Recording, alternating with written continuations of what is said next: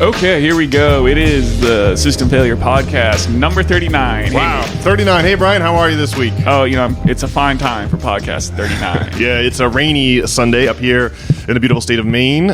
It's a summer rain, but still not great for going to the beach or doing other summer-related activities, so we might as well put a podcast in the can and hopefully entertain our vast listening audience. Yes, sir. Well, Nate, I hear that you've been suffering the indignity of wage slavery once again. Indeed. So I work as a financial consultant, so I go from place to place, and for about 5 months I was able to do all that from home, but now I have a new assignment, and the new assignment means I have to drive for 60 to 90 minutes every day, 30 to 45 there, and 30 to 45 back, and man, it sure is. I would always sneak away from my job when I was working at home, and if I had to drop a package off at UPS or had to run this or that errand, you would just run and do it, and no one would notice, and you could just have Slack on your phone, and it would be fine. But no more. I have to actually go to this place and physically sit there for 8 hours a day, and then it really becomes more like 9 to 9.5 once you factor in the traffic. And now my life is just crazy. I had to spend all day. Yesterday was Saturday. I had to spend all day, all morning, and into the afternoon doing all the chores that I would have done during the week if I had been home, like mowing the lawn, for example. And I've just found it. So this weekend I have to get an essay out and get this podcast in the can and publish last week's podcast. And the list of things to do is quite endless. So it really hasn't felt like a weekend at all. I've been going nonstop since yesterday, just trying to get all these, just trying to dot all my I's and cross all my T's. It makes me reflect on the fact that when the labor militancy first came to this country and negotiated the 40-hour work week, the 40-hour work week was negotiated with this concept that there would be someone else at home taking care of all of the cleaning and the laundry and the cooking and the planning dinner and making food and all of it. Like, there's just all of that stuff that has to get accomplished. But when both people are working and out of the house all week, there's no one to do it, and it just becomes all-consuming. And I don't know, in my mind, working bank reconciliations and journal entries is just a hopelessly futile task. And what I should be doing is the Lord's work of spinning up these crazy stories about, the end of history, which we'll talk about later, or the collapse of capitalism, or any of these wild philosophic and religious things that we're living through. It's like living through the Renaissance, but having to spend all your time focused on some meaningless task instead of appreciating and apprehending the glory at hand. So that's what my week's been like. Well, how's the actual work itself? Are you able to think about the Substack at all, during your work, or you have to focus on the spreads? Sure, for the most part, you got to focus, and when it comes to accounting, you have to double and triple check because you're amazed at how many errors you'll make. You have to always be conniving new ways to do a meta-analysis to make sure everything lines up, make sure all your debits and credits match up. So it's not so bad. It's not like they're working me to the bone there, but it's just, it's more related to the fact that you're just forced to be in a physical space for 8 hours a day, which just feels like, after having worked from home, it feels like a consummate waste of time. So that's the existential reality I'm dealing with. When the one piece of this is the commute. It's like really, I live in this dirt road that's right next to the ocean, and it's like a private way, and all the neighbors are putting out signs. Some of the neighbors have put out these 10-mile-an-hour speed limit signs, even though there's not really an official speed limit. It's just their preference. It's just what they just want people to put up to drive at 10 miles an hour, so they put up these signs. And I don't know, my driving philosophy has always been, I'm a much faster than average driver, but when there's someone behind me that's faster than me, I'm always pulling over to let them by, just because I have this overwhelming feeling that people ought to drive at whatever speed people ought to drive at the speed that their judgment tells them they ought to drive at. And some of us have terrible judgment, of course, but people who have terrible judgment might also be the ones putting out the road signs, that say you should only drive at 10 miles an hour. Right? There's no guaranteeing whose judgment is bad and whose judgment is good. That's such a relative thing that really what we ought to do is strive to have everyone drive at their own chosen speed, which is the utopia that I like to dream about. And so driving to work every morning, Route 1, folks who aren't on the East Coast of the United States probably don't know about Route 1, but if you're on the East Coast of the U.S., you definitely know about Route 1. It's oftentimes Route 1 is accompanied by seedy carnivals and boardwalk culture. You think of Daytona Beach or the Jersey Shore, or up here in Maine, We've got Old Orchard Beach, it's got which has got merry-go-rounds and fried dough for sale and boardwalks and people walking around in their bathing suit. It's that Jersey Shore culture. So Route 1 up here, I have to drive all along it to get to my work, and it's like 2 lanes, but man, people just go. And it's 2 lanes with a lot of lights, so you end up stop and go, and people are just not. I think that I blame cell phones. People are tuned out. They're on their cell phone. They're just not paying attention. And it's every morning and every afternoon you just have this experience of a person that's just clogging up the left lane and will not go. And you're just watching a green light, and you're just watching a green light as you approach it. And of course it turns yellow and red, and you're like, if we just would have gone, or if we just would have cleared out the left. So these kinds of things you can't help but think about every morning. You're just forced to drive. You're just forced to drive according to other people's sense of how they should be driving, and it's usually a very uncomfortable experience. So my quality of life has all but collapsed having to return to work. It's really been something else. Well, to be fair, it's just my attention is I'm so ADD. Like you get a stoplight, you're like, I'll check the Twitters or what have you. Jeez, I've been down that road. And then the light turns green and people are honking the horn. It is another way in which cell phones don't help. It's the infinite scroll, right? The thing where no matter how far you scroll down, Twitter or Instagram or Facebook or Reddit or whatever it is serves up another thing for you before you get to the bottom. So you just can keep on this treadmill, and it'll just grind your attention span down to a nub, and that's when you really won't be able to take it anymore. When someone, when you sit through an extra light cycle because someone just wasn't with it. Driving up Route 1, is basically the commute of the damned, right? I mean, it'd be one thing if it was 45 minutes of no traffic, and you could sit and relax and maybe have a cup of coffee or something. And I used to relish the drive to work if it's not some insane commute with a gridlock. When I worked at Pineland Farms up in New Gloucester, it's out in the middle of the woods, so it would be nice winding country roads on the way to work. Yeah, you could relax, listen to a podcast, but it is hard to pay attention to a podcast, and you're like, we gotta get through this. When you're trying to get through a light without waiting for multiple cycles of it, and if you don't pay attention, you won't make it through. So it has been it's been a hell of a week, but it is nice to in some ways it is nice to get out of the house a little bit. You do go a little crazy when you work from home, so that piece should be mixed into the pot for consideration as well. Well, the lather of rage that you work up on the morning evening commutes will be good fuel for the system failure fire, huh? Yes, you're certainly right about that. Yeah, it's in the evening. It's the worst because you're just trying to get home. You've been all day. You've been just waiting for waiting to where your time is your own and you can be free again. But then you've got this commute waiting for you at the end where you're just where just people are needlessly holding up the show. So all that has been where my headspace has been at this week. What about you, Brian? You have a decent week for yourself?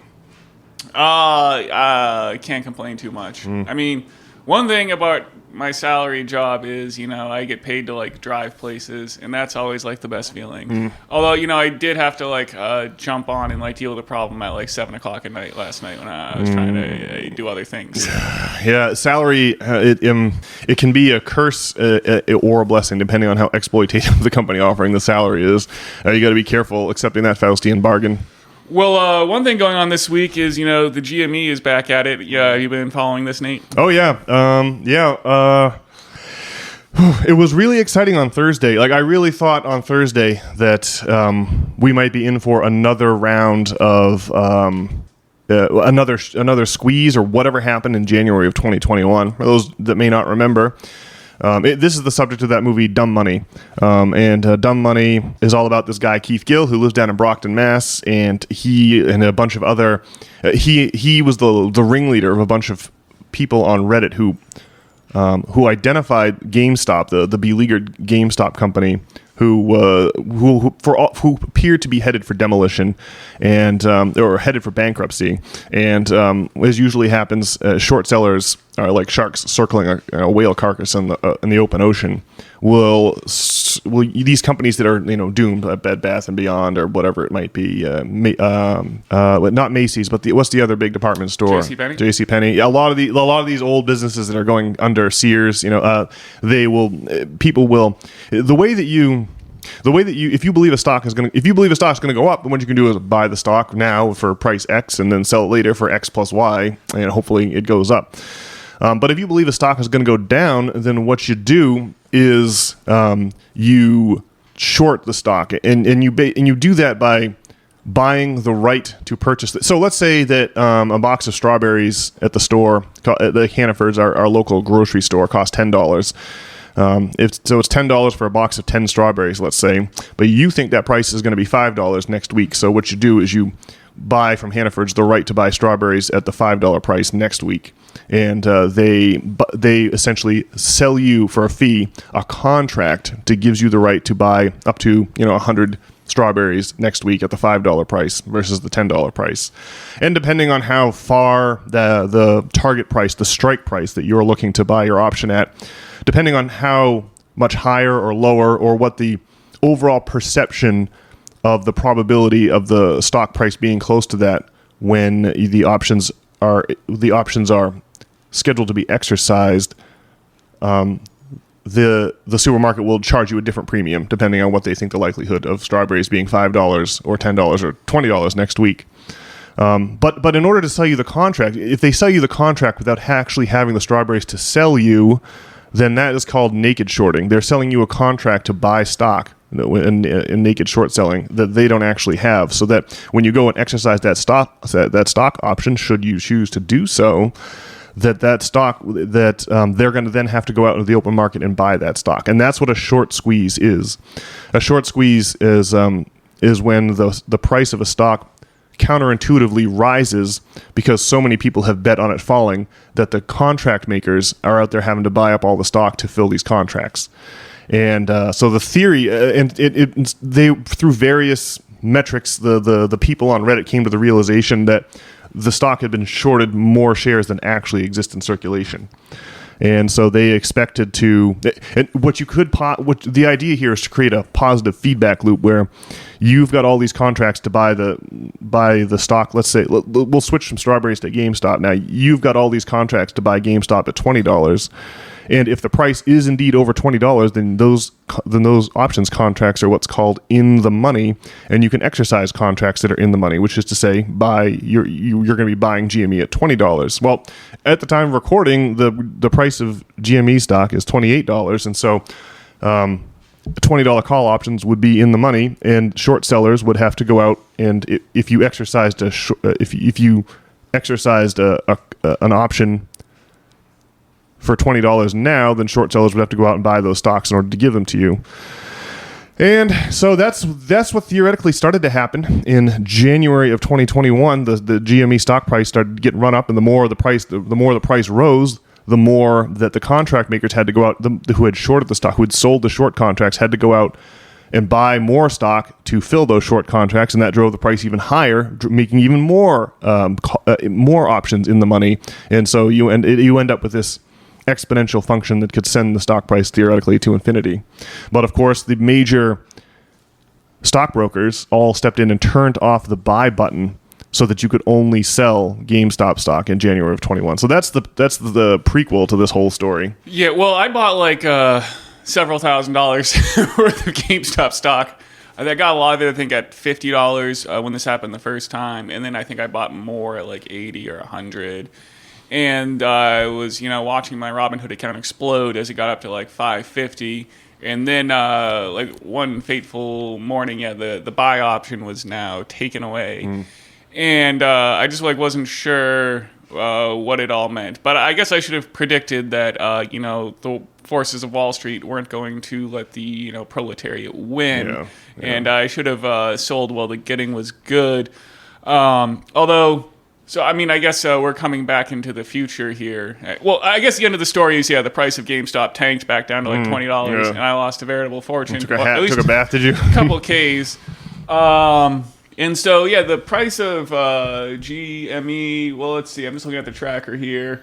So, it got down to like $11 a share in April, and then at the middle of May, went up to like 40, and then it dipped back down to like 20, and then just this week, it went back up to like 45 or 60, I think, for a hot second there. Yeah. And so I guess the Roaring Kitty guy, that is Keith Gill, right? Yep. Mm-hmm. Yeah, he's Roaring Kitty on YouTube and Twitter, and he's Deep Fucking Value on Reddit. Well, I just don't know quite what to make of the situation because I am encouraged. The dude's like accumulated like a sensational amount of GameStop is the thing that he's just not going to sell. He has contracts at the $20 strike price that are that expire on June the 21st, so less than 2 weeks away. And he has 12 million shares worth of these contracts. If he exercises all those shares, he'll be a 5% stake. He'll have 5% of all the GameStop stock outstanding. Or at least that was the calculation on Thursday night, because we had a big surprise. On Thursday, it seemed like in the overnight markets, the GameStop stock was exploding in value again. And then at 4 o'clock in the morning, the GameStop themselves, the company themselves, announced a massive... They published their earnings a couple, 3 days early, and they announced a massive sale of new stock, thereby totally derailing the plan on the internet and destroying the ability for a so-called gamma ramp. Right? If the thing that's going to make the price explode is when, going back to the strawberry example, when now the Hannaford has sold you all these contracts for cheap strawberries, and now the price of strawberries is way higher than they anticipated it being, and they're having to go out and buy all these strawberries. And the idea is that the more Hannafords, if you literally have contracts for like all the strawberries in existence, then Hannaford is going to have to buy every single strawberry, and the more they do that, the more it's going to drive the price up, and creating that infinite feedback loop, positive feedback loop. But the issuance of brand new stock, which anyone can buy and is just going for sale, completely destroys that, and it. In the 3 years since 2021, everyone on Reddit has been busily direct registering as many shares as they possibly can with a direct registry agent, because a lot of what's called synthetic shares are out there floating around, and these are essentially if I owe you a share and you have a share on your books, and then you sell that IOU to somebody else, but really there's only there's only one actually underlying. It works the same way that fractional reserve banking multiplies the money supply. Right? Anytime you're lending things, you're buying and selling things that you're lending, in the future, it really becomes, there's just a lot of synthetic shares out there. But that doesn't work with the direct registry agent, because each stock has its own certificate number, and so if you direct register them, they can't be loaned. They can't be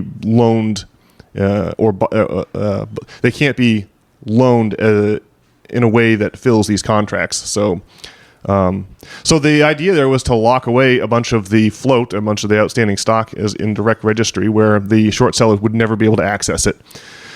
And in one fell swoop, GameStop undid all of that by just announcing a stock sale at this bizarre time. So I don't know what their play is. I guess they don't want their stock to be the subject of a short squeeze. And so it's looking good for Keith Gill, a.k.a. Roaring Kitty. Again, the stock sits at 28. All of his call options for a week and a half from now are at 20. And so he'll be... so all of the short sellers they'll have to find 12 million shares to sell him at 28, to sell him for $20 when the stock price is $28 now, and likely to rise higher the more that they buy. And so I don't know. Thursday night was really exciting, and Friday was a huge disappointment. Now, Keith Gill had a video, one of his classic old timey videos. He was back on YouTube, but he just seemed upbeat. He didn't have anything to say. He just seemed like it was all part of the plan. And I guess for him, since it looks like the GameStop, since he can exercise any time he wants, and that GameStop stock is $8 over his $20 strike price, I guess for him it's going to be awesome. He's going to be a multi-millionaire, but I think the rest of us are probably going to be left out in the cold once again. Yeah, I don't know about the whole story of the proletariat, overthrowing the masses by beating them at their own game. It seems pretty questionable to me, and I'm not going to get involved with the GameStop again. But on the other hand, maybe this could work out just with Keith Gill owning a massive amount, but maybe it'll just work for Keith Gill because he put millions of dollars into this, and that's probably who it's good for. Yeah. Yeah. Yeah, I'm really disappointed that the GameStop board and their CEO opted to issue all these new shares on Friday. They did do that last time, I believe. They did that a couple of weeks ago, but back in 2021, they took advantage of the high price of GameStop to put out more stock. Did they? Maybe they did. I believe. But yeah, I just don't know why GameStop probably wouldn't want to do that. Maybe they don't care about a short squeeze, or maybe it's some Wall Street. I don't know. They're watching out for each other's back, and they're just not going to let this GameStop thing bring down the whole financial institution, right? Yeah. Yeah, you could. What I mean, if you have short sellers, these big hedge funds who sold all these short contracts, if you have them starting to have their other positions liquidated, so because they owe so much money on these call options, that would be amazing. But yeah, I think it's the case that the people who sit on the board of GameStop are people who sit on the board of many other companies, and that they don't want the entire financial system to be brought down by this sort of proletariat getting their revenge, and so they're going to make sure that they stick it to us every chance we get. Well, so I guess our synopsis is that the GameStop's kind of a nothing burger, but I just think it is interesting just because Keith Gill has so much of this friggin' GameStop stock. Yeah. Like, I'm not sure that the saga is over, and I would just never would have thought that it was actually going to come back. Yeah. Like 3 years later. Like, that is crazy. And so, maybe I watched like some minor clips like of his YouTube show, and you'd think he would have had something more interesting to say. And I guess that's not encouraging, but I guess it's something to watch at any rate. Yeah.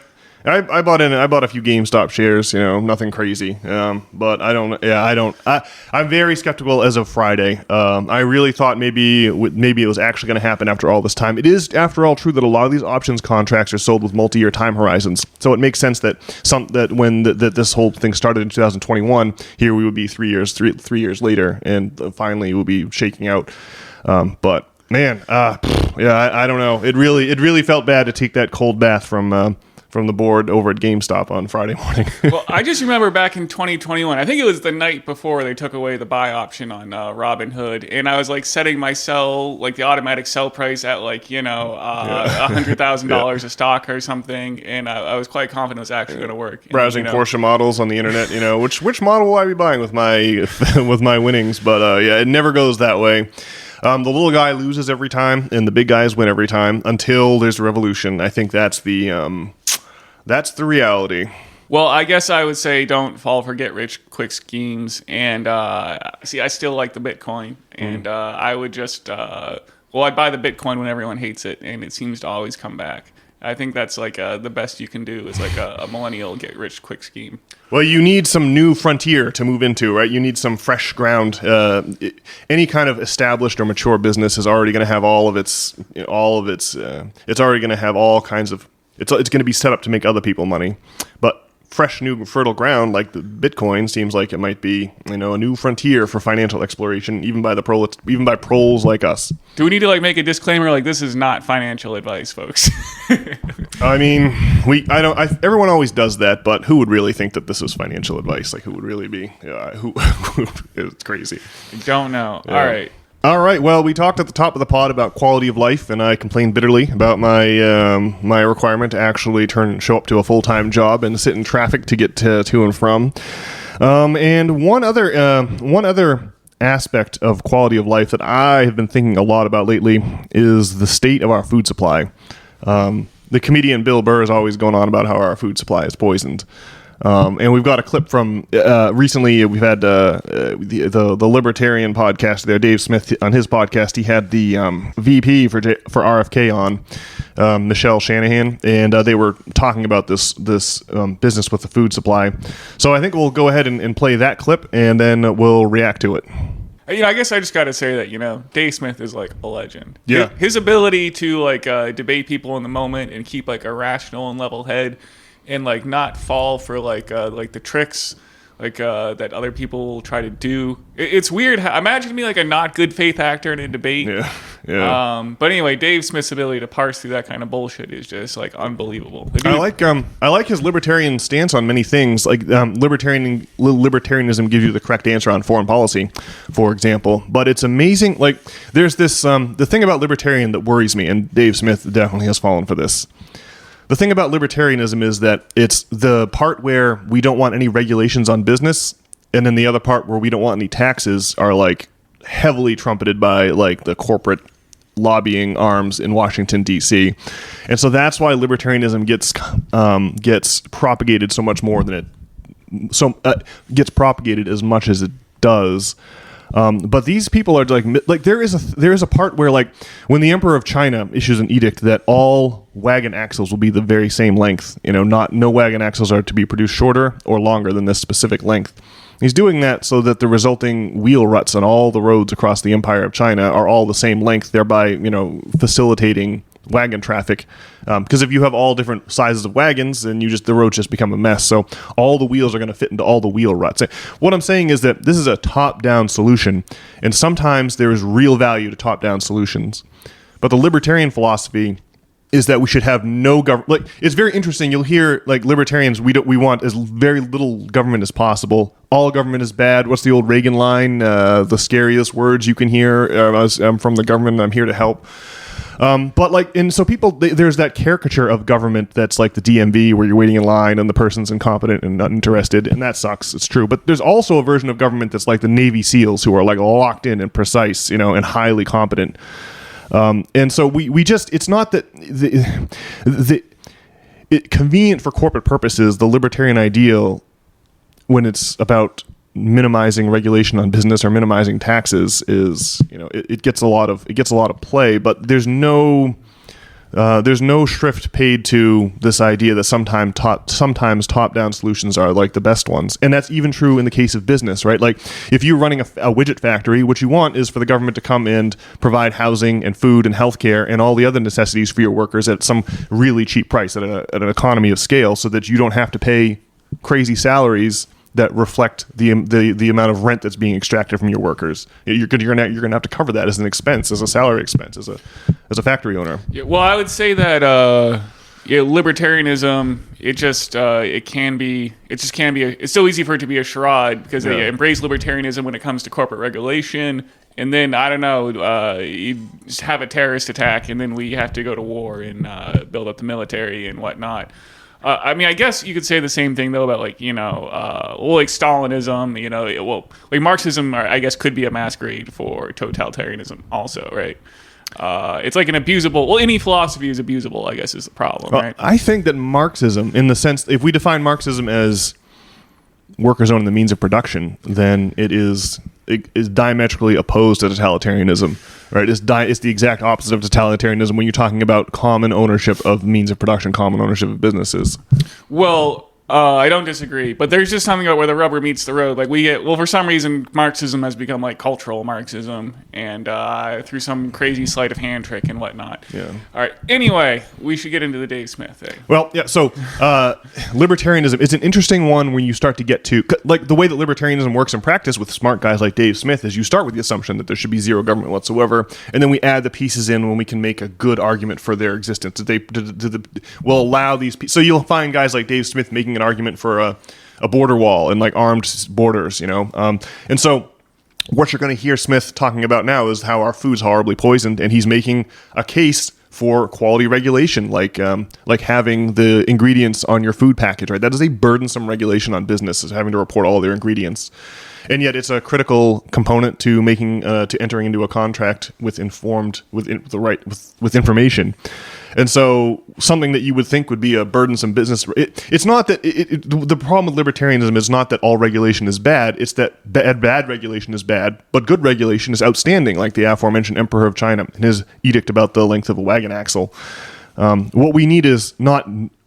It's odd to go into this assuming that all regulation is bad and that we want as little of it as possible. What we want is the highest quality regulation we can get, because quality regulation is magic. I think if I had to put myself on a political party, or I think we should start a political party, it should be like informtarianism or whatever, because really just what you need is like an informed, intelligent populace, right? Yeah. And when the populace gets stupid, then people fall for dumb shit, and we end up having crazy wars and eating terrible food and accepting the mandatory COVID vaccines and whatnot.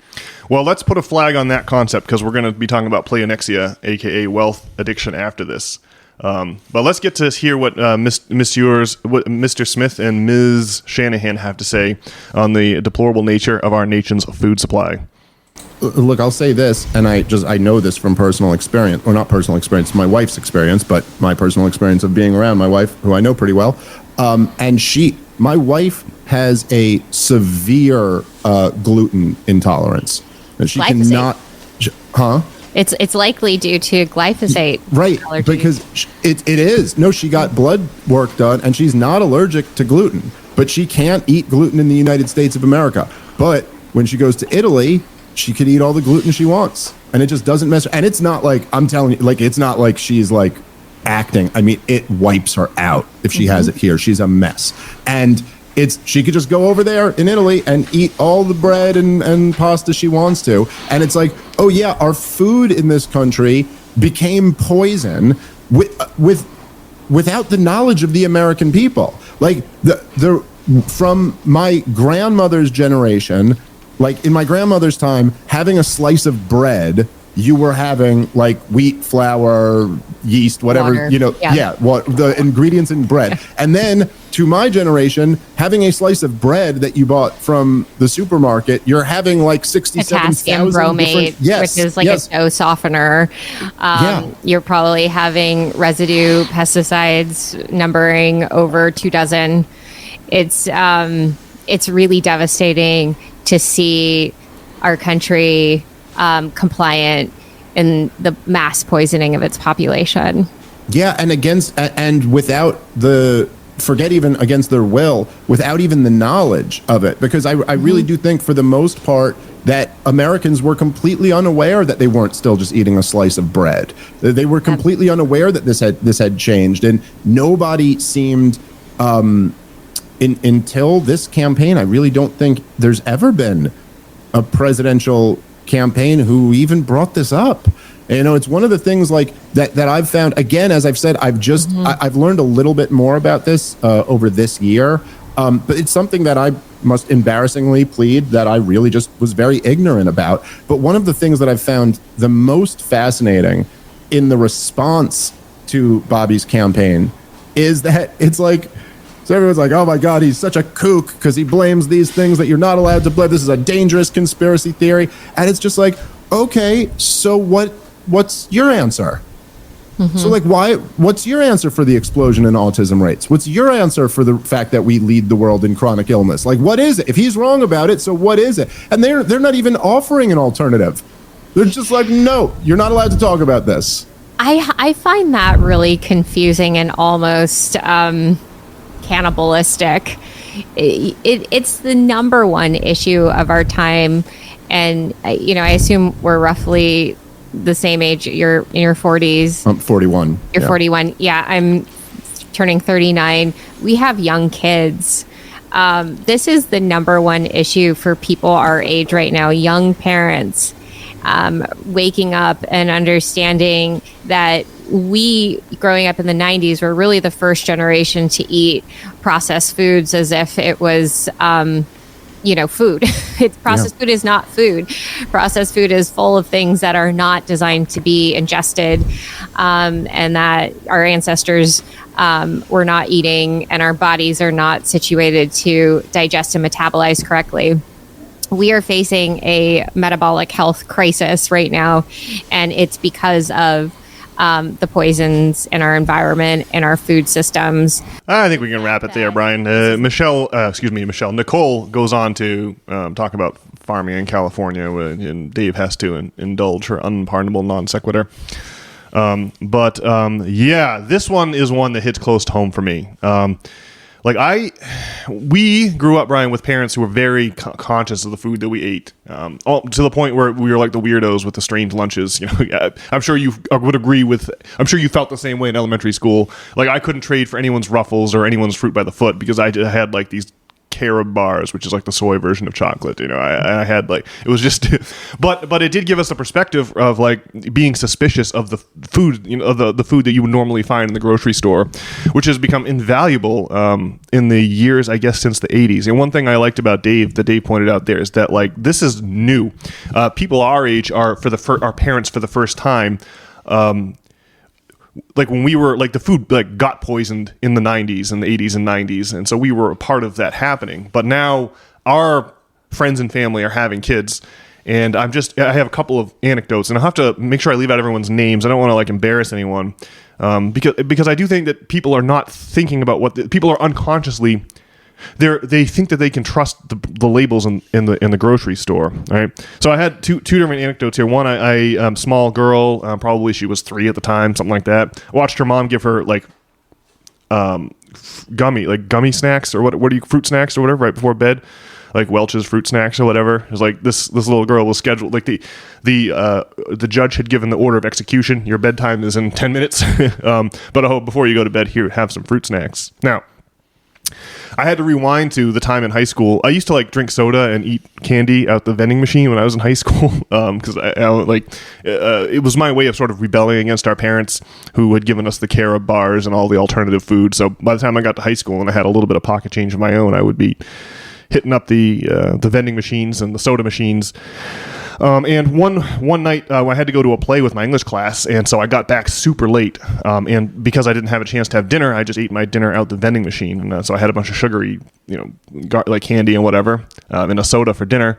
And I remember my skin broke out in like blotchy red. I had like these like my skin got all blotchy, and it had like red marks on it. And I went, oh, okay, I guess I can never have soda or candy. And I stopped eating it then, and haven't. I mean, it's not that I've never had a soda or a candy, but I stopped having it as a part of my regular diet after I got all weird and had this weird histamine reaction, right? Because there's like a connection between your immune system and sugar.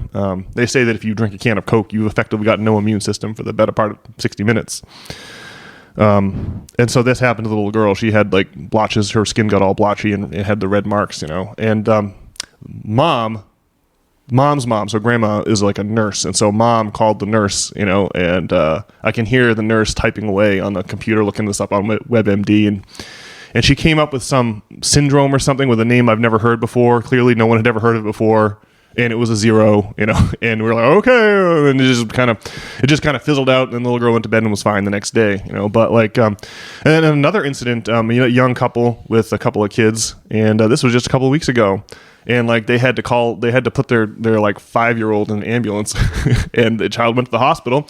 Got to the hospital, the child was like unwell and unresponsive, and got to the hospital, and no one had any idea. There's never been any answer at all. Just a couple, $20,000 bill for the ambulance ride, and all of the doctor checking. No one has any idea what's wrong with this child, But these are people who are fastidious parents in every other department of their lives, right? They are very, very meticulous about trying to create an ideal, thriving environment for their children, but they haven't learned to suspect the labels in the supermarket, and so they're feeding their kid, microwavable pizzas or easy mac and cheese, or I just watch them. You don't want to say anything, you don't want to impugn people's parenting, but you just watch them feeding the stuff to their kids, and you're just cringing. You're hurting your child. You are hurting your child to the point where they're going to have to, where they have their skin breaking out. They're going to have to go into an ambulance. Stop giving them this poisoned food. I mean, if you look on the ingredients list and there's nothing on that list you recognize, then that's a really bad sign. And so one more thing to Dave's point, when we traveled, Trace, my lovely fiance Tracy, and I traveled the world, we found the same thing. You didn't have to. You could. I mean, the food, you could just tell. Like when I worked for Pineland Farms Natural Meats, a great meat company. There were some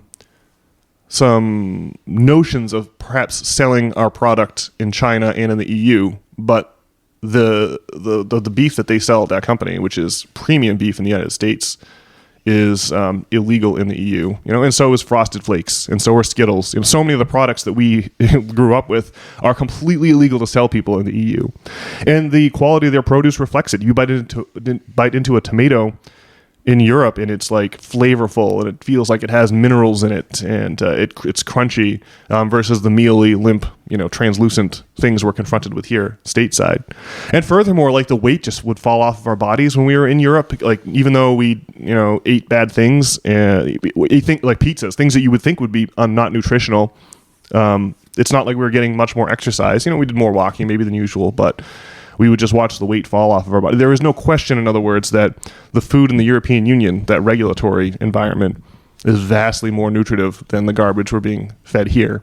And what does that have to do with? Of course, it's capitalism, right? The idea is that these companies can jack up there's really like 6 companies. Have you ever seen that web chart of how all of the brands in the supermarket are around the outside, but they're really all owned by the same 6 companies? And they're putting up great numbers for their shareholders by giving back as little as they possibly legally can in nutrition. Like for each $1 you give them, they're giving you less and less back each year, to the point where the food is just totally unrecognizable now. I think it's a serious crisis. And to these guys' point, if you've got young kids, there shouldn't be any other more important political topic than that. I don't know. What do you think, Brian? Well, I can't believe like what they sell at the Hannafords, basically, and that people are buying it. And I guess it's good that if I go and eat fast food, I'll feel terrible if I ever fall for that trap. Yeah. And I guess maybe other people just don't notice the way that the food that they're eating makes them feel or whatnot.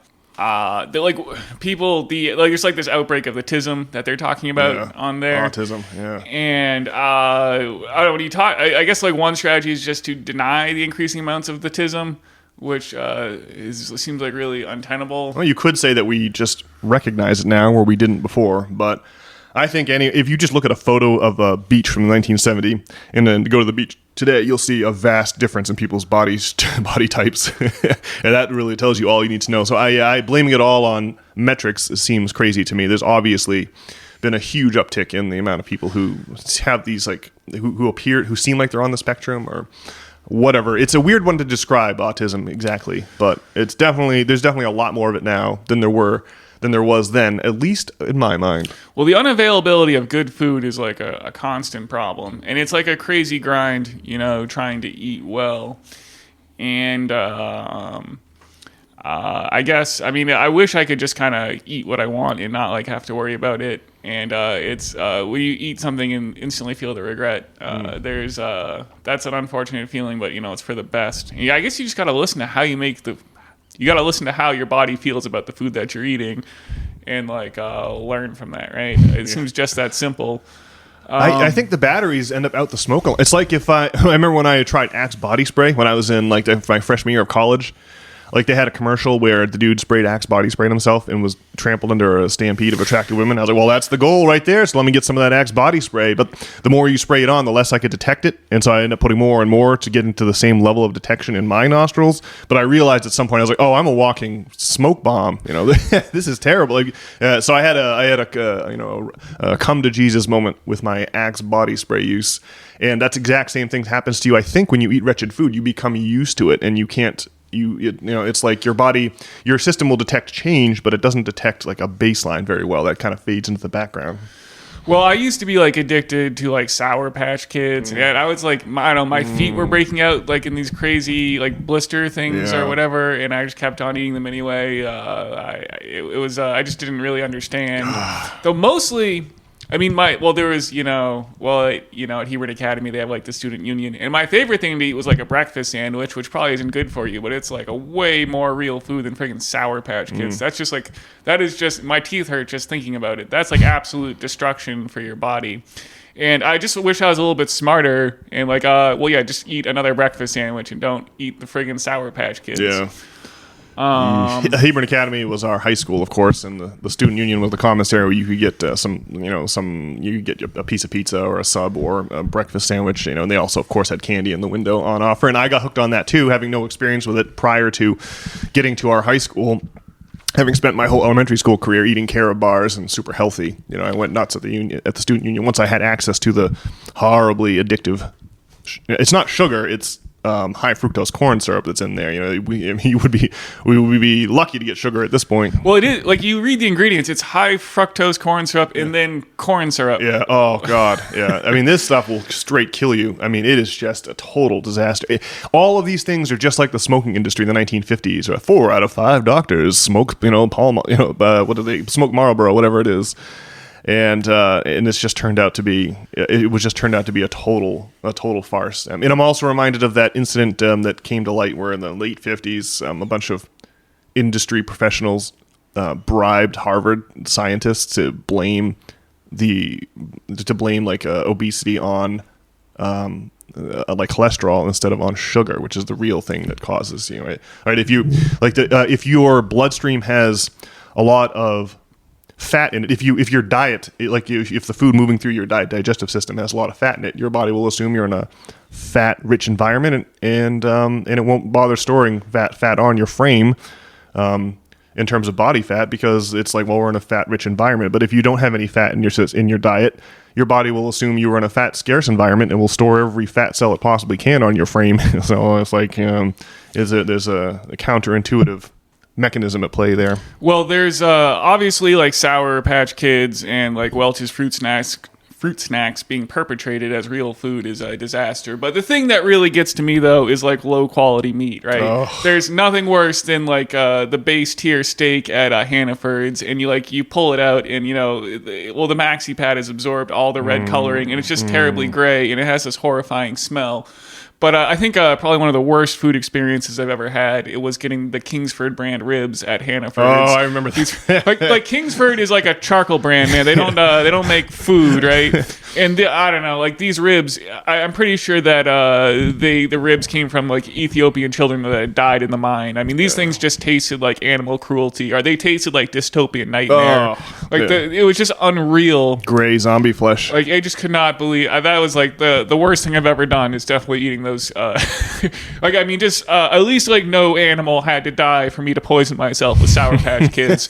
But these Kingsford brand ribs, that was like the absolute abomination on our society. Like nothing. That is just absolutely the worst. Yeah, that's when you eating that stuff, man. That's when you sink to your knees before the cross and clasp your hands and cast your eyes upward and beg for forgiveness and absolution, because you were in for a rough day on the shitter after eating that. Oh man. Well, just the karmic debt involved in those ribs, man, is just not completely unreal.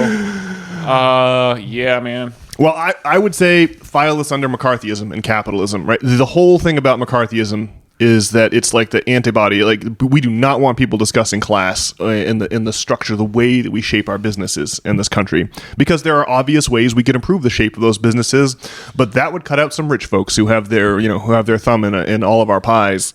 And so we can never talk about it. And the lack of recognition on the part of so many, the lack of suspicion of the food, of the products of the capitalist mode of food production is amazing. But it feels like people are waking up. We got Nicole and Dave on the pod, talking about these things and increasing awareness. And so, I mean, maybe the dam's getting ever closer to breaking.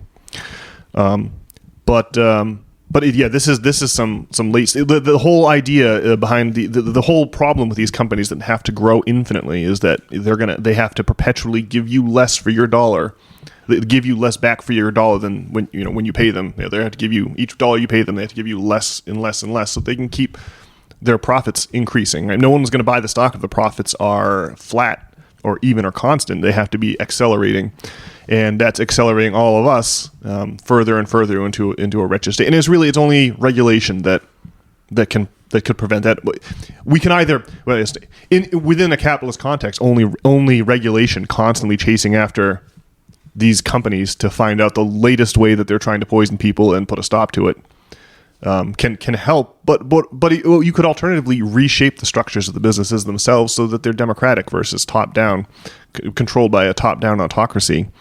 And the problem is that the autocracies, the people who have their hands on the ship's wheel, only care about profit. They just send proxies to the board of directors meetings. They don't know anything about the production process or what it's like to consume the products. They're just middlemen in the virtuous cycle of consumption and production that the public is doing. And that's what their papers that tell the police that yes, they own this factory really mean.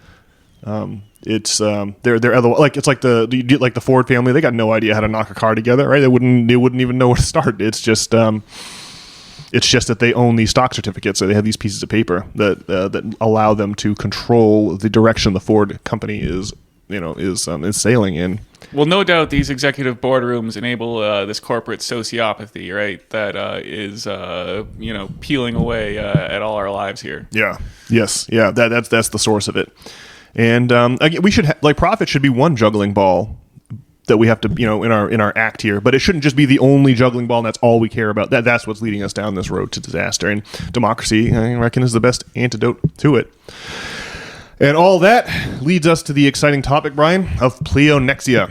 Now, the idea, the just as a little disclaimer to our audience here, this idea of pleonexia, it's a Greek word. Plato used it all the time. The Republic, it means wealth addiction. We're going to use that and try to get to the destination about the end, trying to get to the end of history and the collapse of the temporal dimension as we know it. So this is the end game of system failure. It's the final thesis, and it's still under construction. So I do hope our audience will pardon our dust while we work our way through this one.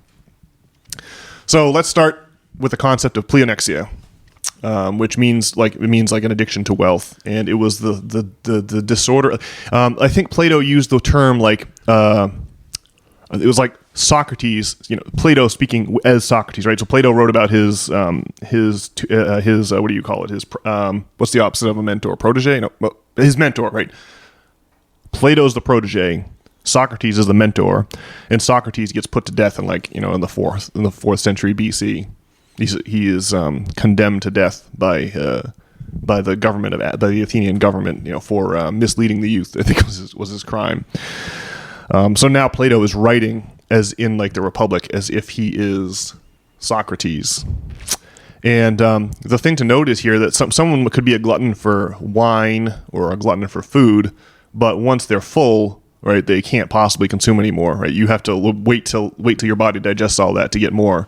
Right, but wealth is the opposite. Like the more wealth people get, the more they want more, and like there's no satiety at all. The more you get, it just leads you to want more without ever feeling satisfied, even for a moment. And this was the great danger to the state that Plato identified in the Republic, and this is where he debates, democracy versus the philosopher king was his preferred form of government, and not democracy, but it's interesting to note that even in those days, this idea of wealth addiction, it's not something we talk about in America much, right? That there's something wrong with people who are hoarding more wealth than they could ever possibly hope to spend, or that their children could ever hope to spend, and that we're allowing them to destroy our society. That really tells the story of capitalism, some 2,000 years before capitalism was even ever invented. So that's interesting. And I would posit further here that it's interesting to note that we have like multiple our systems of economic production. They keep failing in the same way. They keep failing because of pleonexia, right? Like the Roman Empire is horribly corrupt, and it under the emperors, like Rome just became this. It always was a brutal tax extraction regime, and people. It was really difficult. If you were one of these client states of the Roman Empire, life was really difficult. They required a lot of money of you, and if you didn't pay it, they would just come in and wipe out your city. I mean, they genocided like Jerusalem and Corinth. I mean, it's just it was a brutal way to live. But it's interesting to note that it's like I like to compare it to like the fight game. You have everyone knows the story of the fresh-faced boxing contender, going to fight against the grizzled veteran who holds the title, right? It's like a title match, and the grizzled, and the young up-and-comer has to knock out the veteran, and then they get the belt, right? And then eventually they become the grizzled veteran to a new fresh-faced contender that shows up, and the cycle continues. Right? Every fresh-faced boxing contender is doomed to eventually become the grizzled veteran that they have to defeat to get their first title. You see what I'm driving at here? And that's what Christianity was. It was like a revolution in the Roman Empire. It was the scrappy up-and-comer, and eventually it took over the Roman Empire. Like the emperors knelt and accepted baptism into the Church of Christ under Theodosius I, I think it was. Christianity became the state religion of Rome. Even as Rome collapsed and blinked out of existence, in Christianity took the title belt from the Roman Empire and carried that into the Middle Ages. And by the late Middle Ages, though, the corruption of the Roman Catholic Church, like the corruption in Rome at the end of the late Middle Ages, was reflective of the corruption in Rome during the late Republican period and the late Imperial period. And so it's just interesting to note that history seems to come in these ways. That there's a shape to human history, and that really gets us into dimensionality. Right? When you talk about the slave societies of classical Rome giving way to the feudal societies of the Middle Ages, and then the feudal societies undergoing a revolution, and the Industrial Revolution and modern society arising out of feudal society. But now modern society has become the haggard grizzled veteran, and we're waiting for the next fresh-faced contender to arise to challenge this order of society. It's like the thing that causes the thing that causes the old systems to become corrupt is pleonexia, right? It's pleonexia on the part of the Vatican when they're, by the late Middle Ages, just charging people crazy amounts of money for sin forgiveness, right? The sale of indulgences. And it's pleonexia that's leading our capitalist industrialists to poison the food supply now. It's this wealth addiction, right? You can never satisfy someone's wealth addiction, and if they get into a position of power, then all of society will be held hostage to these people until the next revolution. Yeah, so it's interesting, or obviously society didn't used to have to go through all these crazy revolutions and whatnot. I imagine, I don't know, society was probably the same for a long time. Or these revolutions must be happening increasingly quickly, right? Thanks to technology and whatnot. Yeah. And then I think that probably, the Pleonexia is an increasingly tough bugger to kill, right? As the technology is entrenched in our lives. And obviously in this current iteration, we are bombarded with cell phones and bad quality food and all this other stuff that weren't challenges in the past. And so it is going to be a big fight to overthrow the system. But overthrow the system we shall. Yeah. Well, it's right. It's a historical inevitability. The famous historian Will and the famous historian duo and husband and wife team Will and Ariel Durant use the simile of a cart moving along a bouncy road, and imagining the cart being filled with various objects, and some of those objects are just lighter, or they have this property where the more the cart bounces along the road, the more they rise to the surface, and then other objects are heavier, and the more the cart bounces along the road, the more they sink to the bottom. But then all that's well and good, but then you get this pleonexia where it's like the GME, right? We can never allow the proles to win, right? It has to always be the bourgeoisie extracting from the lower classes, and they'll set up a whole bunch of rules to legitimize it, and then eventually we just have to break those rules and move into a new paradigm, and that's exactly what happens here. And do note that when the Roman Empire collapses, there's a paradigm shift, right? Christianity becomes, you go from paganism to Christianity, and when medieval society collapses, you have this realization, you have the rise of science and the realization that the sun orbits the sun does not orbit the Earth orbits the sun, right? It was a fundamental shift, a fundamental paradigm shift. A pole shift. Yeah. And so usually the collapse of one of these the emperor has no clothes, but it's only when the empire stops working so well that they can't project this matrix that everyone lives in, and that's when you get the little kid calling out, "The emperor has no clothes." It's when things stop working so well. That's usually the moment that someone says, "Yeah, but he's naked," or whatever. And so that's just where we were just in that weird, strange twilight now. And so you mentioned that history is speeding up, right? That much seems clear, right? The pace of technological advance is definitely speeding up. We say it on this pod all the time, but if you were an 11th century French farmer, I think I even said it last week, you might be lucky to see a single revolutionary technology during your lifetime. But here we have revolutionary technology coming out almost on a yearly basis now that the year is 2024. There's no question that if you took a graph, there's two graphs that you could make about history. One has technology increasing at an exponential rate. It starts out gradual and slow for millennia. There's not a lot of technological improvement. And you get the agricultural revolution, and you get the slave societies that come out of that, and then you get the medieval societies that come out of those slave societies, and then you get the industrial democracies, quote-unquote democracies, that come out of the medieval society, but the industrial quote-unquote democracies that turned out to be not democratic at all.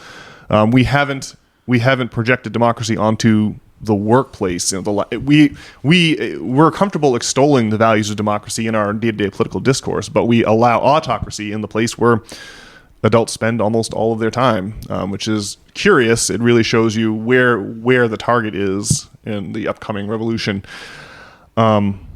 But the other thing, and that leads me to the second graph, democracy, right? You can definitely, if you had to create a graph of democracy with respect to time and a graph of technology with respect to time, you would expect to see a line gradually going up and to the right? It's like It's a correlation between the two. yeah. It's like the longer things go on, the more it's like we as a species are struggling to give birth to this. We're struggling to roll this iceberg over. Right? We're struggling to take these top-down societies that are reflections of people's egos and invert them into a democratic society where giving everyone a piece of the decision-making process cancels out any one person's individual ego. Right? There's no God King who gets to make society in their image. Right? The society should arise as a collective phenomenon from all of us, right? I mean, this is the fundamental idea behind democracy anyway, and it relies, as you said, on an educated electorate. Well, there is the thing where like we started like in the Garden of Eden probably with like the ultimate like meritocracy / democracy, or just, we were small tribes and so like dependent on each other, and then somehow we went into like the Dark Ages.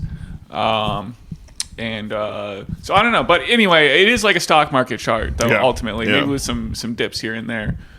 Yeah. All right, so let's just put a flag on that mountaintop and switch to dimensionality here, and then we'll try to build a bridge between the two. Dimensionality, right? If dimensionality, we have these monkey brains that that are bequeathed to us from the process of evolution, and our monkey brains are really good at creating a 3D model of this universe that we live in. And a 3D model essentially means 3 lines at 90-degree angles to each other, right? It's like a pop-up book, right? You've got up and down, left and right, and then you've got depth, length, width, and height. Those are your 3 spatial dimensions. But you can easily see that if you were, it's easy for us to comprehend like a line, and it's easy for us to comprehend 4 lines arranged into a square. So now you have length and height. Now you've got a 2-dimensional square. And it's easy for us to picture 6 squares stitched together into a cube. But then if you want to go into a 4th dimension, you have a problem, because of the way that our monkey brains have assembled the reality that we're living in does not leave any room for another. You can't hide a 4th 90-degree angle in the way that we conceive of the universe. Right? It's impossible. So we have a little shortcut, and I think that this is what makes us different than the other animals. Like we perceive. It's not that other animals don't perceive time. It's that they can't. Well, I'll get to that. It's like because we can't fit another 90-degree angle into our pop-up book, we just animate it, right? You have the cube at 1 o'clock, the cube at 2 o'clock, the cube at 3 o'clock, right? It's literally like a flip book, right? We create this continuum because we can't fit another physical dimension into our reality. We create a temporal dimension instead. That is to say, you measure it with a stopwatch instead of a ruler, right? But really, the great insight from calculus is that language and time are interchangeable. They fit together like Lego bricks, and all of these interesting rates and compound rates that make sense to our experience, like feet per second, or feet per second, which is acceleration, or feet per second, which is the rate of change in acceleration, or jerk, as it's called in physics. And that's what, my car can go from 0 to 60. It's no problem. A Porsche can also go from 0 to 60, but it takes a fraction of the time. The magnitude of acceleration happens in a much shorter time.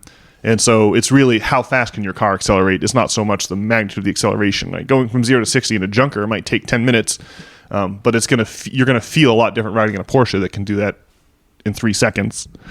And so another way to think of this is like if I tell you that it's 150 miles to Boston, or if I tell you it's 2 hours to Boston, these are 2 ways of relaying exactly the same information. You can picture the drive to Boston at scale with only having the 2 hours or only having the 150 miles, right? They're perfectly interchangeable.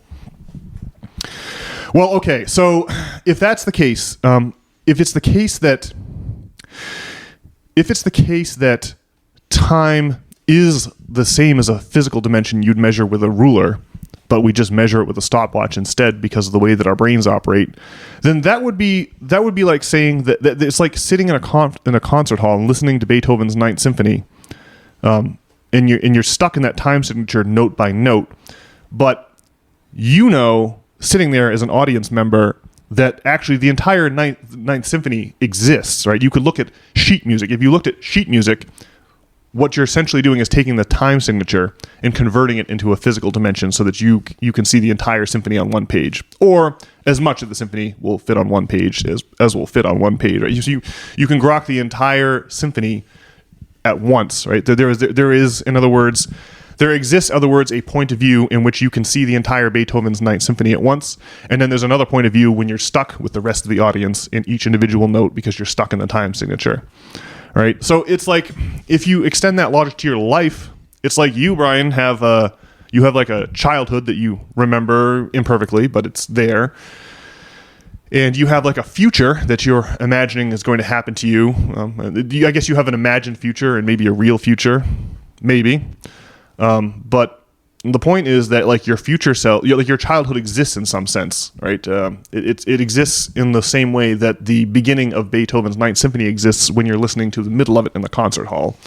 Right, all of those other realities, all those other, the fact that you're looking at a cube at 2 o'clock doesn't mean that the cube at 1 o'clock and the cube at 3 o'clock don't exist. And when you have this realization and you start to zoom out, you're like, well, it's okay. So my childhood still exists in some sense. It's out there. It has an epistemological status, and that means that also your future is spread out before, like your childhood spreads out behind you when you start to realize this, and your future spreads out in front of you, and you start to think about your ancestors spreading out behind you and your future descendants spreading out before you. In other words, your whole status as an individual kind of disappears. It does disappear. Right? Your perception of yourself as an individual depends on the time signature, and once you remove that time signature, then you lose your sense of individuality. Like your ego is given rise to by the way that we perceive time. In other words, are you with me so far, Brian? Does that make any sense? Yes. All right. Cool. So if that's the case, then like if it's true that the past and if it's true that our perception of ourselves as individual is entirely dependent on the time signature that we're experiencing, then that you start having to ask the questions: how can I escape from the time? This is what I think the question of magic really focuses in on. Like, how can I escape? How can I get to the vantage point where I can see my whole life and my whole future and all of my ancestors and all of my descendants? How can I get to the point that's analogous to seeing the entire symphony versus just being stuck in one note and one time signature? And that, I think, has to do with Platonism, the fundamental inversion of the realm of ideas, that place where you decide to ball up your hand and make a fist, and then the reality where that fist actually balls up. All of this lends credence to Plato's old ideas that the universe is really a product of the mind. The experienced universe is really a product of the mind, or an illusion, right? If your day-to-day life and your status as an individual and your individual ego is all an illusion, then this place where time no longer exists is the real reality, and that's going to be somewhere in your mindscape, right? That's going to be a mental feat. And it's interesting that Christianity is heavily influenced by Platonism. This idea of this reality being an illusion, and there being a realm of perfect ideals somewhere that you can somehow get to or arrive at or experience. And it is like baked right into Christianity, and it's all and Platonism, as Christianity calcified into a corrupt authority. It went from being the scrappy young hippie upstart movement with the guy with the long hair preaching about peace and financial justice. That eventually calcified and hardened into a corrupt regime, just like its predecessor had. And once it did, the new upstart scrappy hippies were the magicians with the wizard hats of the Renaissance, who dusted off the old books of Platonism. Like the Medici of Florence heavily financed the rediscovery of old books written by Plato. Plato having been lost history since the Christian emperors of Rome banned it as being heretical. Platonism, in other words, is oftentimes the thing that is opposed to the regime, and I think that that's happening again now. Right? I think that science, science came from magic. Right? Magic morphed into science. The pointy wizard's hats and the mortars and pestles and the alembics and the various implements of the alchemist gradually morphed into test tubes and beakers and white lab coats and clipboards and very so serious people. But I think in the 1920s, the scientific community rediscovered Platonism, and I think that they're sitting on this is my wild theory, and again, this is the end game of the whole system failure constellation ideas. I think that scientists have accidentally discovered that the realm, the 4D realm that we experience in our day-to-day waking life is actually an illusion, right? That we talked last week about the delayed choice experiment, but you just don't have to look much further than like the placebo effect or the double slit experiment to start to see some really troubling results. I think it's made science into something of a fraud, like discovering that we are creating the reality that we thought we were measuring in the way that we create a dream when we're asleep. When we're asleep, you simultaneously create and experience those dreamscapes when you're asleep and your mind is going. Well, if all that's the case, if this is all illusory, then we are looking at we're hurtling towards a date with a formal realization that time is nothing but a disguised physical dimension. That humankind, that when you think about your ancestors and your descendants, that really means that we're all one thing. Like you and me are individuals here, and we happen to be brothers, so it's easy to see. But it's like when a tree grows and it tunnels its roots underground. Imagine two of the ends of those roots meeting up with each other somewhere in the soil in the blackness there, and the two roots encountering each other might at first be possessed of this idea that they're individuals somehow, but they're actually connected through the root structure of this tree. They're actually parts of the same. They're parts of the same individual, and I think that we are all. Our egos get in the way of our realization that we are all tendrils of the same plant in those terms. And so if we're looking at a date with destiny that looks like a total collapse of the concept of time. Like I think that's what the UFOs are all about, right? The way that you move instantaneously like that is by warping the very fabric of space-time itself, right? In other words, I think that the thing that's going to allow us to move to other planets or to manipulate this four space, this 3D reality, three spatial dimensions plus one temporal one, we're going to be able to manipulate it like the UFOs do, and it's going to seem like magic, right? That you can manipulate time and space like that. But if you can really warp the space-time continuum, then we're really talking about the end of history in the Terence McKenna sense of the word, right? What could it mean? Like history is a sequence. It's one thing after another, and it goes along this timeline. But once you destroy that timeline, you're looking at really the ultimate end of history. So maybe the asymptotic increases in technological innovation that are so threatening to the capitalist system, the capitalist mode of production, are a part of that. It's like the entire universe is comprised of new things being created constantly that create a platform for more new things to be built on top of it. Novelty, in other words. And there's the basic chemistry that characterized the first 14 billion years of this universe's existence, gradually fusing hydrogen atoms into helium atoms. And then there's the evolutionary process that's been going on for the past 100 billion years here on Earth, where organic chemistry, through Darwinian competition, morphs and gives rise into new forms or species. And then there's but now we have this epigenetic source of novelty, which is like human language or culture or the things that we think up. And it's clear that the rate that novelty which is being introduced into the four space that we live in is asymptotic. It is the technological the graph of technology over time that we were talking about earlier. And so I think that mastery over the temporal dimension maybe is what we're talking about here.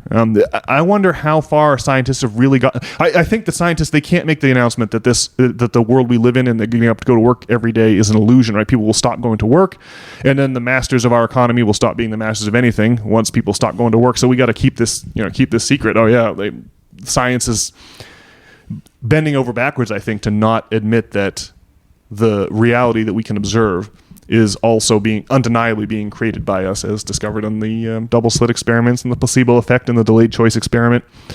So I wonder what's going to happen. I wonder how. I mean, maybe we already have craft capable of warping the space-time continuum. Maybe the UFOs are us, or maybe they're beings from another dimension, a higher order dimensionality that appears to us just like if there really are 11 dimensions, then we here trapped in the third 3.5 dimensions, 3 or 4 dimensions, those slices of higher dimensional existence to us would look really odd. Things popping in and out of existence.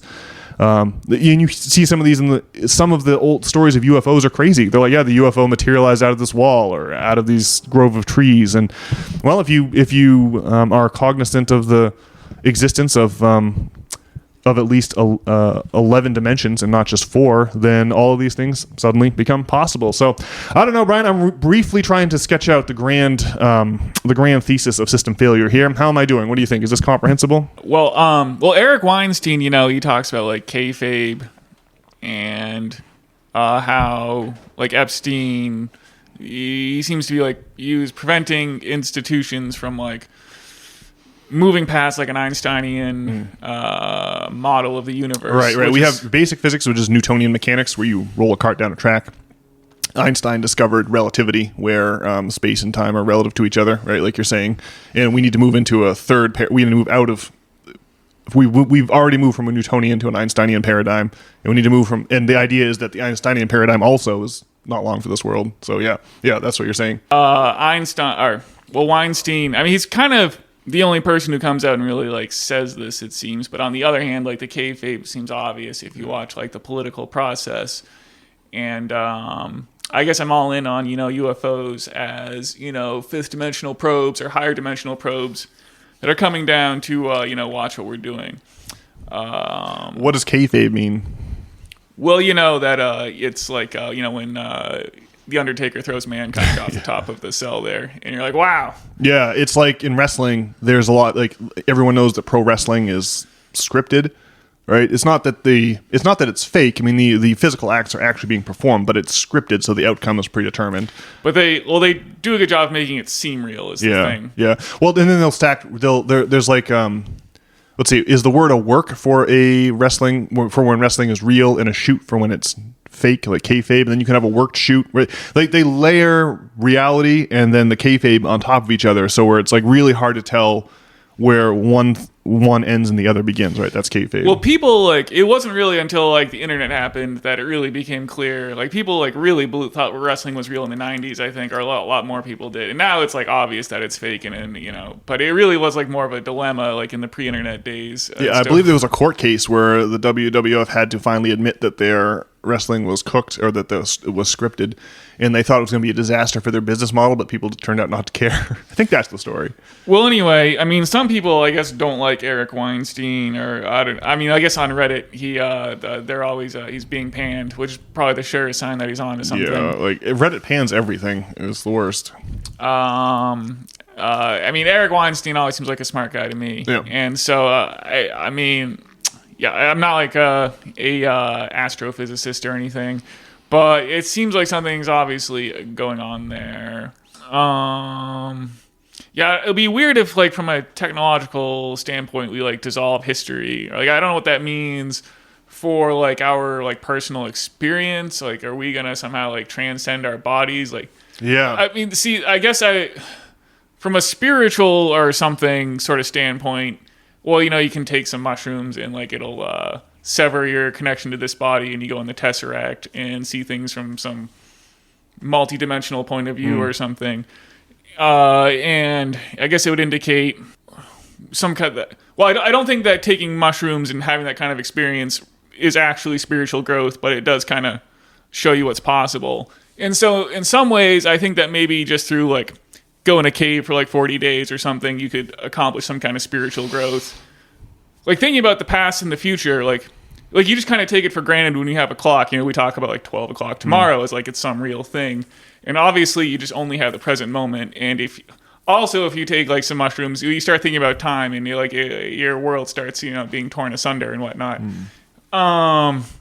So I wonder about like, technologically accomplishing this thing where we it's the end of history, and we transcend into being like fifth dimensional beings instead of fourth dimensional beings, versus like some kind of doing it through meditative or spiritual growth kind of practice, and how that'll all shake out, I guess. Yeah.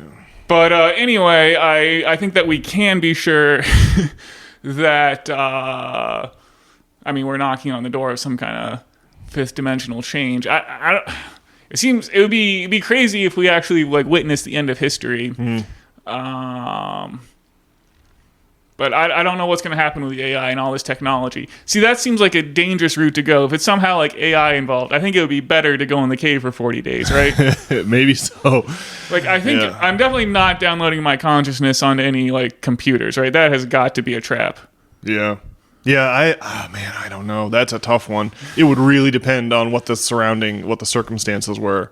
That does seem like it could be highly suspect. They're going to be like, you can live forever. Yeah. You just download your consciousness, and you'll have a body that's like forever young and doesn't have any pain. You'll be like a god, yeah. No torment from your sore shoulder or neck or whatever. I think that would be like some kind of eternal damnation. I'm sure that you're supposed to die and like return to Gaia or whatever it is, and have that kind of spiritual growth. And I think losing that would be a catastrophe. But I don't know. Yeah, so I'm not downloading my consciousness on any computers. I'm undecided about if I'm getting on any spaceships when they arrive. I think I would have to get on a spaceship if it showed up. That would might regret that. That would be different. But of course, maybe you get on the spaceship and then they force you to download your consciousness onto some kind of computer. So, yeah. Remember that old Twilight Zone episode where the saucers come down and the aliens seem highly agreeable, and they have this holy book that's called How to Serve Man. Remember this? Yeah. And a bunch of people get on the spaceship only to find out that it is in fact a cookbook and not like how to serve. You know, it's like, oh yeah, serve means multiple things. Classic. Well, yeah, all of these things are the most fascinating questions of our time, and it sure is tragic to have to sit and work bank reconciliations and put journal entries into an accounting system when all of these questions are on the table. But I think that ultimately it's pleonexia that has our leaders damming up history and preventing change, preventing us from morphing into the next version of humankind, because they won't be the masters in that instance once we stop, if we implement mass democracy over the means of production, for example. The people who are currently the masters will find that that position is meaningless if they allow history to continue its inevitable march. And so I think they're damming it up and trying to prevent, just the way the Catholic Church did or the way the emperors of Rome did, they're trying to prevent the turning of the age, because that will destroy their privileged position in society. And I think that's why, whereas science once provided new inventions that entrepreneurs could borrow money from bankers and deploy into the market to make money and cause economic growth, I think but now the science, the thing that used to give the entrepreneurs all the toys they could sell us for profit, is now showing that all of the toys are actually illusory, and they don't want word of that getting out, because like I say, that will people's reason for going to work. It'd be like if a comet's heading towards Earth. Well, they'll be just told mass civil unrest, like people will just stop going to work and everything will seize up and stop functioning. And I think that's the fire that our scientists are currently playing with, and why we're not allowed to know anything, and why things are increasingly more and more fake, the kayfabe that Dr. Weinstein is perennially referring to. And so, boy, we surely could not live in a more interesting time. It really is something. So I'll have to hone that pitch a little bit, and find ways to get at the heart of the matter faster, and get better at making that into a slick elevator pitch. But I think that is the final, the big idea behind system failure. All right. Should we call it there, Brian? I think we've bent our audience's ears for long enough, eh? Yes. All right, folks. Well, if you want to send us a note, let us know what you think of these crackpot theories. Send us an email at nop@substack.com. And if you want to jump on and see some exciting essays that hash these things out in a much more organized way, then log on to nop.substack.com and check out all the essays we have there. I know you're going to love them. All right, cool. We'll see you, folks. All right, bye, everyone.